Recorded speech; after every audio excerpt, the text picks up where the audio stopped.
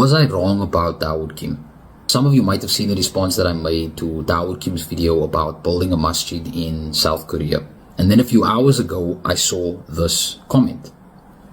After some back and forth, I went and I did some further reading up. And I'm actually glad that I made the video in the way that I did. In the first couple of seconds, you'll see that I specifically said that I don't know him.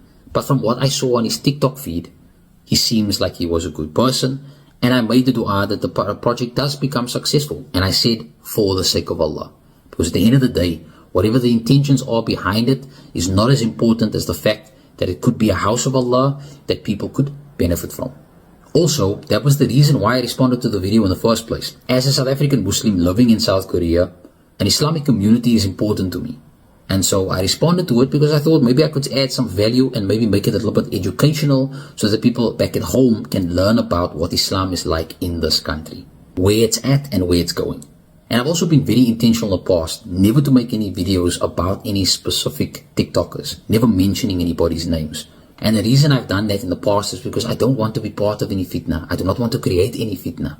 For example, previously I've made videos about Muslim TikTokers from South Africa who have never said anything ever about what's happened to the Palestinians in Gaza. But I've never mentioned anybody's name because, again, I don't want to create any drama, but I think it's a topic that's important that should be discussed.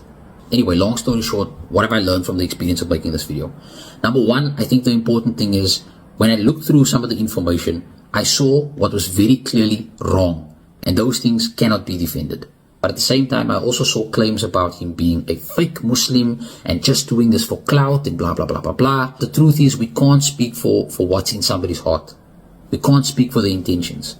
But in our deen, it does say that every action will be judged by its intention.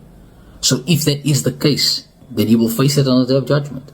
In fact, there's also a hadith that I read about again earlier.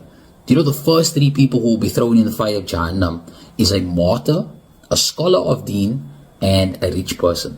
And the crux of the hadith is that these people will say that they did certain things for the sake of Allah, but in actual fact, they did it for their own gain.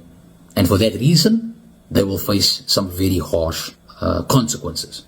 So as best as possible, we must try to avoid creating any kind of fitna, being part of it, because those things in and of itself is also bad deeds. And we can also learn from his mistakes and the mistakes of others. That number one, the deen is very clear about what is right and what is wrong. And sometimes we don't understand why certain things are wrong. But Allah knows us better than we know ourselves. So He knows that when He says stay away from A, B, and C, it's because those things can lead us to doing other things that could cause serious sin. Anyway, I don't want to blabber on like I'm some kind of imam, because really I'm not. I have my own flaws that I need to work on. So in closing on this topic, I want to say that I leave any judgment of him to the legal system of this country if he's done anything wrong in that regard. And that I leave the judgment of his intentions between him and Allah. Also, make dua for the guy. He needs it. We all need it. Sorry, I'm not good in English, so I will explain in Indonesian language.